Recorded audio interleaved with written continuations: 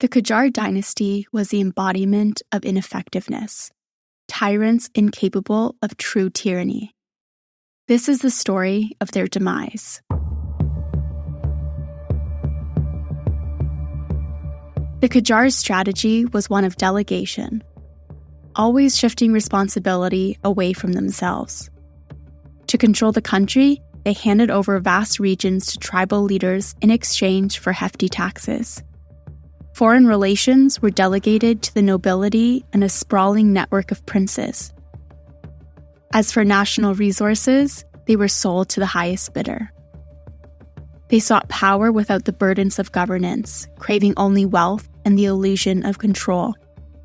Under their rule, Iran suffered. The country's borders shrank, distant regions operated as semi-autonomous states, and its resources were ruthlessly exploited. Mostly by the two neighboring superpowers, the Russian Empire in the north and the British in the south. Disillusioned by their leaders, the people craved change. The first instance of this was the tobacco protests.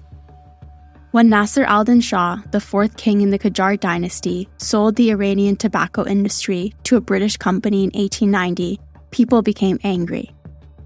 After a religious fatwa, they stopped using tobacco altogether, and the government was forced to take back the concessions. The Iranians had finally found their voice, and they were only getting started. The assassination of Nasser al-Din Shah in 1896 set the stage for further turmoil.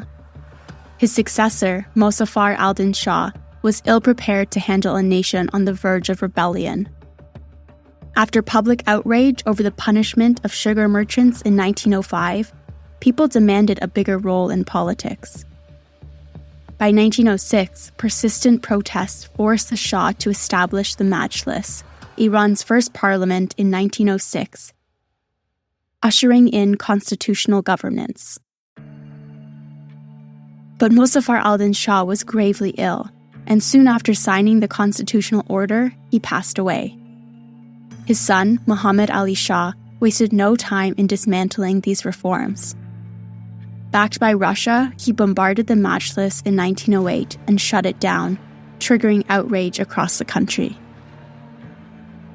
Protests erupted nationwide. In Tabriz, Sattar Khan and Baghar Khan led the resistance, while regional movements like Mirza Kuchak Khan's Jangal Rebellion in Gilan gained momentum.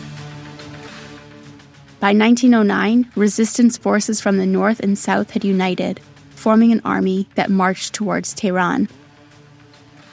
In July of that year, these forces captured the capital, forcing Muhammad Ali Shah to abdicate. His young son, Ahmed Shah, was installed as king, and the second parliament was convened, breathing new life into the constitutional movement. While the Russian Empire was busy playing politics in Tehran, the southern superpower had its eyes fixed on its most prized asset, oil. The discovery of oil in Masjid Soliman in 1908 turned Iran into a strategic region for the British and impacted their role in the south. The Anglo-Persian Oil Company reaped the benefits while ordinary Iranians saw little improvement. Meanwhile, World War I exacerbated Iran's fragility, with the country becoming a battleground for British, Russian, German, and Ottoman interests. In the aftermath of the war, Iran lay in ruins. The decade-long experiment with democracy appeared to have failed.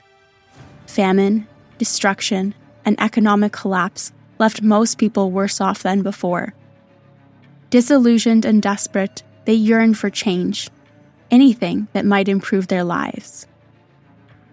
For many, that change came in the form of Reza Khan. Reza Khan rose from humble beginnings to become a dominant figure in Iran's modern history. Following the 1921 coup, he was appointed Minister of War, where he unified the army, subdued rogue tribal leaders, and eventually became the country's prime minister. In a nation deeply divided by internal strife, Reza Khan imposed order and sought to build a cohesive state. He despised the Qajar dynasty's mismanagement and envisioned a unified, modern Iran capable of prosperity.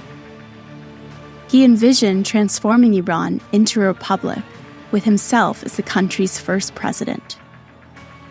But Iran wasn't ready for a republic.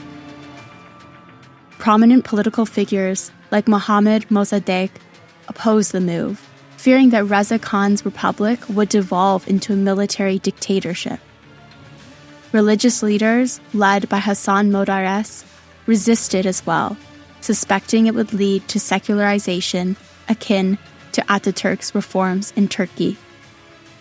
Faced with widespread public backlash, Reza Khan's proposal to establish a republic was defeated in March 1924.